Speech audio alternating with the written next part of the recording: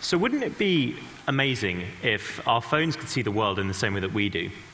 As we're walking around, being able to point the phone at anything, and then have it actually recognize images and objects like the human brain, and then be able to pull in information from an almost infinite library of knowledge and experience and ideas. Well, traditionally that was seen as science fiction, but now we've moved to a world where actually this has become possible. So the best way of explaining it is to just show it. What you can see over here is Tamara, who's holding my phone that's now plugged in. So let me start with this. What we have here is a painting of the great poet Robbie Burns, and it's just a normal image. But if we now switch inputs over to the phone, running our technology, you can see effectively what Tamara's seeing on the screen. And when she points at this image, something magical happens.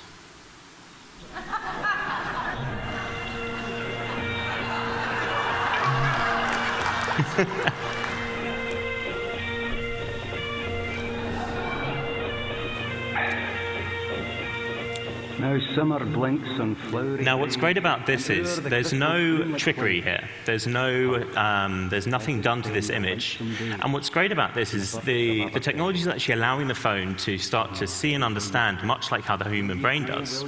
Not only that, but as I move the object around, it's going to track it and overlay that content seamlessly. Again, the thing that's incredible about this is how advanced these devices have become. All the processing to do that was actually done on the device itself. Now, this has applications everywhere, whether in things like art and museums, like you just saw, or in the world of, say, advertising or print journalism. So a newspaper becomes out of date as soon as it's printed. Here is this morning's newspaper, and we have some Wimbledon news, which is great. Now what we can do is point at the front of the newspaper and immediately get the bulletin. You adapt, and you have to be flexible. You have to be willing to change direction at a split second. And she does all that. She's won this title. And that linking of the digital content to something that's physical is what we call an aura, and I'll be using that term a little bit as we go through the talk. So what's great about this is it isn't just a faster and more convenient way to get information in the real world, but there are times when actually using this medium allows you to be able to display information in a way that was never before possible. So what I have here is a wireless router. My American colleagues have told me I've got to call it a router so that everyone here understands. But nonetheless, here is the device. So now what I can do is, rather than getting the instructions for the device online, I can simply point at it, the device is recognized, and then... Begin by plugging in the grey ADSL cable, then connect the power, finally the yellow Ethernet cable.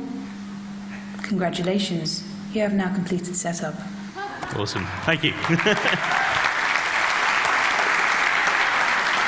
The incredible work that made that possible was done here in the UK by scientists at Cambridge, and they work in our offices, and I've got a lovely picture of them here.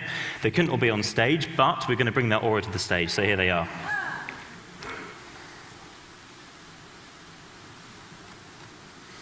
They're not very animated.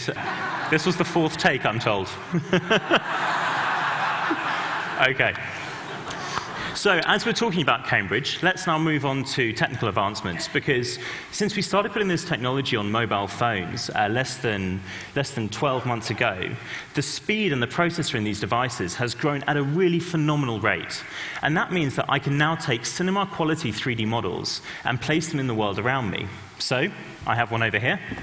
Tamara, would you like to jump in?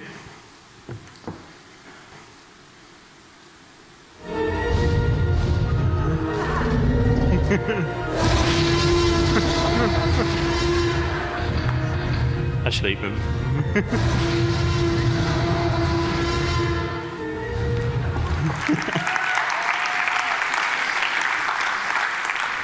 so then, after the fun comes the more emotional side of what we do, because effectively this technology allows you to see the world through someone's eyes, and for that person to be able to take a moment in time and effectively store it and tag it to something physical that exists in the real world.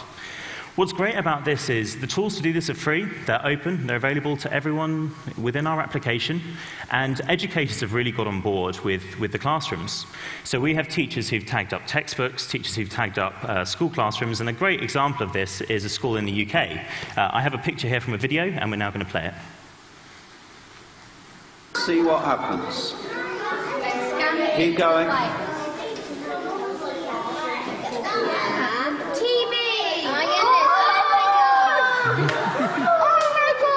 Now move it either side, see what happens. Move away from it and come back to it. Oh, it's got, that is so cool! Just a normal piece of And then, have you got it again? Oh my god! How did you do that? Because it's in my iPad. That's how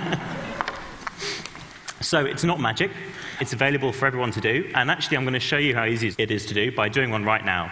So I'm told it's called a stadium wave. So we're going to start from this side of the room on the count of 3 and go over to here. Tamara, are you recording? Okay, so you all ready?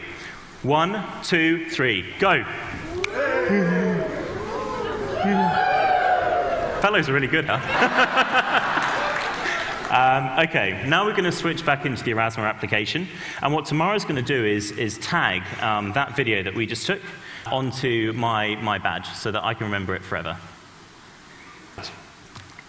Now, we have lots of people who are doing this already, and we've talked a little bit about the educational side. On the emotional side, we have people who've done things like sent postcards and Christmas cards back to their family with little messages on. We have people who have, for example, taken the inside of the engine bay of an old car and tagged up different components within an engine so that if you're stuck and you want to find out more, you can point and discover the information.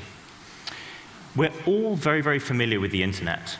In the last 20 years, it's really changed the way that we live and work and the way that we see the world. And what's great is we sort of think this is the next paradigm shift, because now we can literally take the content that we share, we discover, and that we enjoy, and make it a part of the world around us. It's completely free to download this application. If you have a good Wi-Fi connection or 3G, this process is very, very quick. Oh, there we are. We can save it now. It's just going to do a tiny bit of processing to convert that image that we just took into a sort of digital fingerprint. And the great thing is, if you're a professional user, so a newspaper, the tools are pretty much identical to what we've just used to create this demonstration. The only difference is that you've got the ability to add in links and slightly more content. Are you now ready? We're ready to go. Okay, so I'm told we're ready, which means we can now point at the image, and there you all are. 1, 2, 3, go! Well done. We've been Erasmus. Thank you.